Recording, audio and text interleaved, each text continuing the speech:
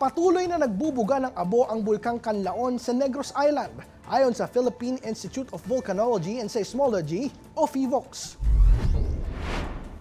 Batay sa ulat, dakong 5:55 ng umaga nang magsimulang maglabas ng abo ang bunganga ng Canlaon Volcano at patuloy pa itong namataan hanggang 7:40 ng umaga. Umabot sa 350 meters ang taas ng usok mula sa crater na tinangay ng hangin patungong Timog Kanluran, ayon naman sa Pag-asa.